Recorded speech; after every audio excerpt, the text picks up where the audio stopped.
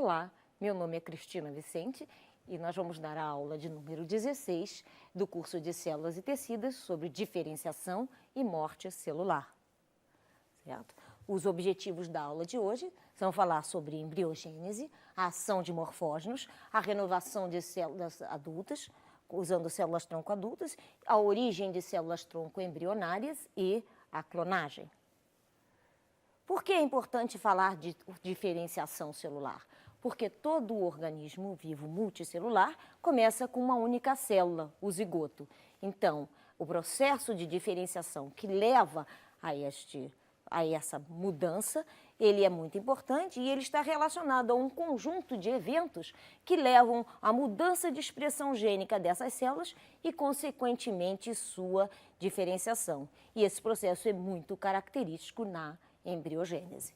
Sobre a embriogênese, como a embriogênese começa? A embriogênese começa na fertilização, com uma única célula, e ao longo dos dias, essas células vão se modificando ou se multiplicando até que ocorra, no quinto ou sexto dia, a formação do blastocisto. Nesse blastocisto, as células elas são totipotentes, podendo dar origem a todos os tipos celulares. No organismo humano, nós temos cerca de 200 tipos diferentes de células. E como esse processo se dá? Você tem, primeiro, ocorre a multiplicação celular para aumentar o número de células totipotentes. Depois você tem a diferenciação, onde essas células se comprometem para a formação dos órgãos e tecidos, a interação entre elas e a matriz extracelular e também a migração dessas células que vão, então, dar origens aos órgãos e tecidos. E, normalmente, a diferenciação dessas células-tronco, ela pode se dar de duas maneiras. A diferenciação que a gente chama de assimétrica e a diferenciação independente. No caso da diferenciação assimétrica, a célula-tronco, ela possui um fator indutor e quando ela se divide em duas, esse fator indutor fica numa célula e mantém essa célula enquanto célula-tronco e pode também... E a célula que não tinha esse fator vai estar comprometida com a diferenciação celular, mantendo assim o pool de células-tronco constante no nosso organismo. No caso da divisão independente, as células-tronco elas se dividem em duas e, dependendo do estímulo ambiental, elas podem ou se manter como as duas como células-tronco, ou uma ir para a célula-tronco e a outra diferenciar, ou todas elas se diferenciarem. E qual é a origem das células-tronco embrionárias que se fala tanto hoje em dia?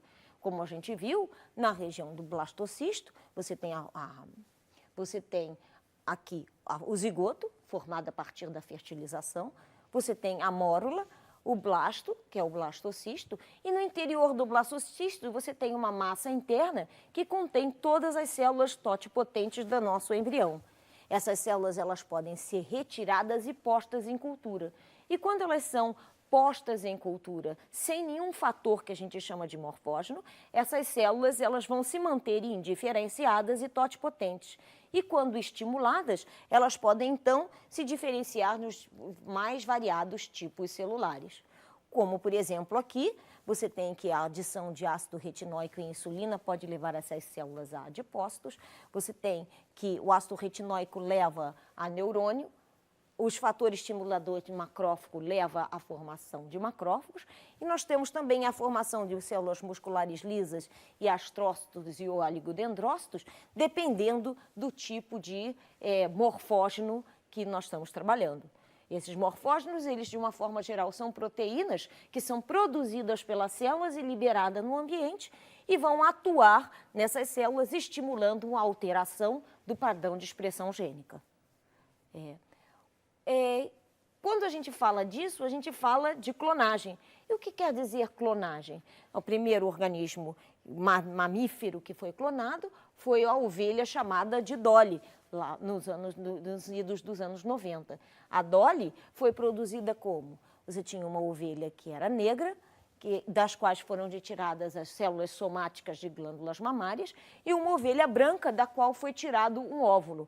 Esse óvulo ele sofreu uma retirada do núcleo e nós tivemos a fusão das células somáticas com o óvulo anucleado. Esse óvulo, então, se transformou num zigoto e nós tivemos esse zigoto foi colocado numa ovelha branca e gerou o aparecimento da Dolly, que foi o primeiro clone de mamíferos que se formou. Certo? E como se dá a diferenciação das células adultas e qual a função dessa diferenciação das células adultas? Você tem que quase todos os nossos órgãos e tecidos, até agora se conhece, têm células tronco adultas, que estão responsáveis pela diferenciação ou pela renovação dos órgãos e tecidos. Você tem exemplos disso, por exemplo, quando a gente fala das células epiteliais. Nós temos que a nossa pele, ela perde células todo dia, o tecido epitelial é renovado todo dia, e como isso acontece? Células epiteliais, troncoepiteliais, eles estão na região mais profunda da derme, e essas células, conforme elas vão se diferenciando, essas células tronco se multiplicam e se comprometem com a diferenciação celular, renovando as diferentes camadas da pele. Além disso, nós temos a diferenciação do tecido conjuntivo. No tecido conjuntivo, ele tem a principal célula, ele tem o fibroblasto, e este fibroblasto, dependendo do estímulo que você coloca, pode gerar células ósseas, células do tecido adiposo, células da cartilagem e células musculares lisas, renovando esses tecidos. E como o equilíbrio entre diferenciar e morrer é muito importante, nós vamos falar um pouquinho sobre a morte celular.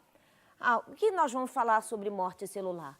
O objetivo de falar de morte celular é diferenciar necrose de apoptose, falar da ação das caspases na apoptose, comentar sobre a via extrínseca e extrínseca de apoptose e sobre as proteínas que regulam este processo. E quais seriam as diferenças entre necrose e apoptose? A gente tem aqui 3 micrografias eletrônicas, 2 mostrando apoptose e 1 mostrando necrose.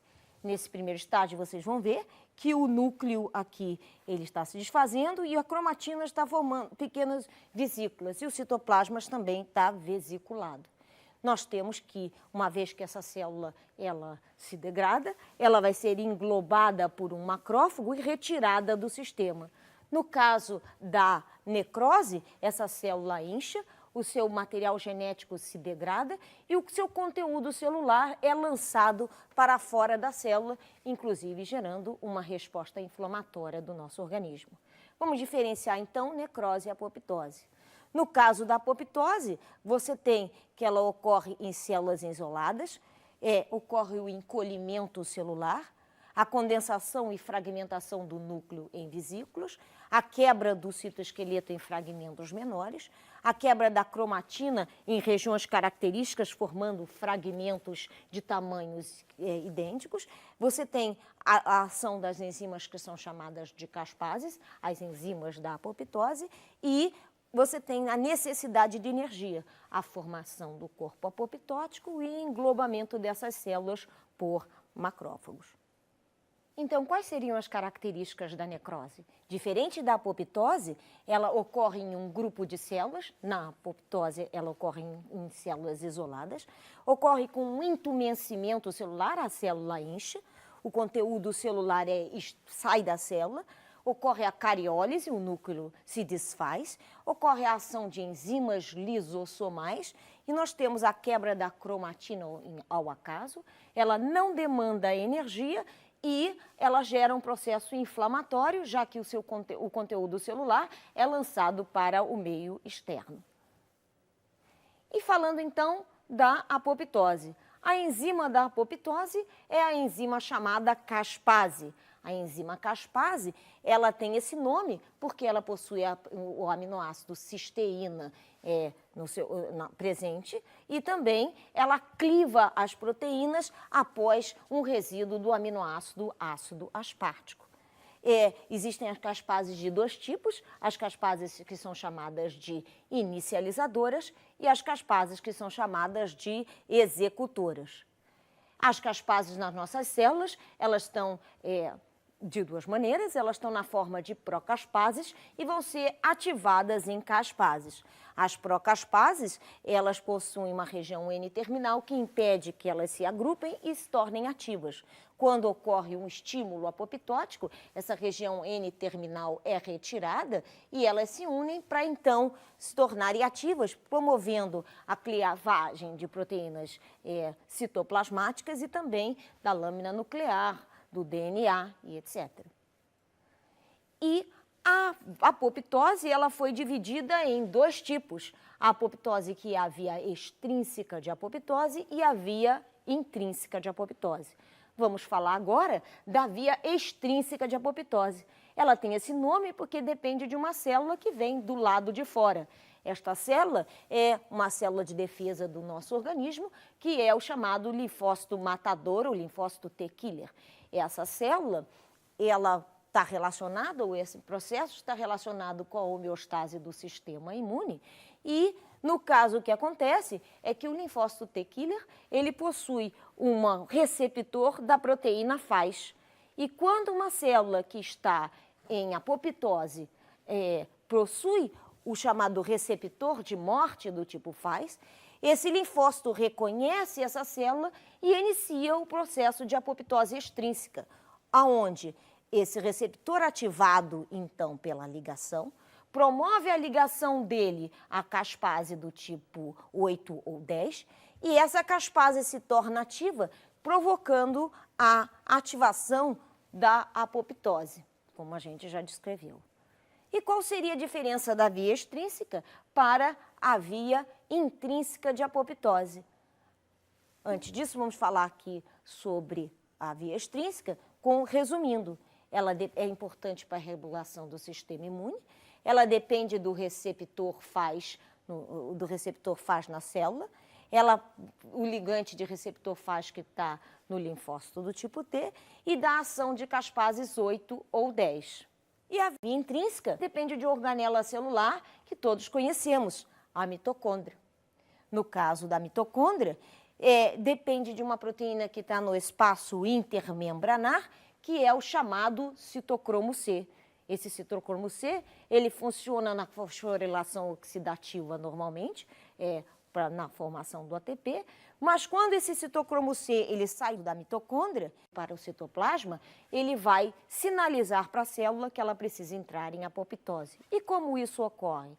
Nós temos que o que acontece é que o citocromo C sai, encontra-se com uma proteína chamada de APAF no citoplasma, e 7 dessas proteínas APAF se juntam e vão formar um apoptossomo, ou corpo de apoptose.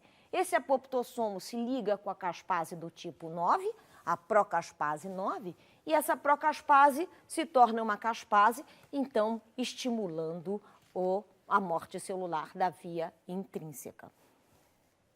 E qual seria o resumo da via intrínseca? Você tem que ela depende da APAF, esse nome APAF quer dizer que ela é um fator ativador de protease apoptótica e está no citoplasma, do citocromo C, que está no espaço intermembranar da mitocôndria, do apoptossomo, formado pela adição desses dois, e da ativação da caspase do tipo 9. E como ocorre a regulação da via intrínseca de apoptose? A via intrínseca de apoptose é regulada pelas proteínas chamadas de proteínas da família BCL2, certo? Elas regulam, e como elas regulam esse processo? Regulando a liberação do citocromo C a partir da mitocôndria. E como esse processo acontece?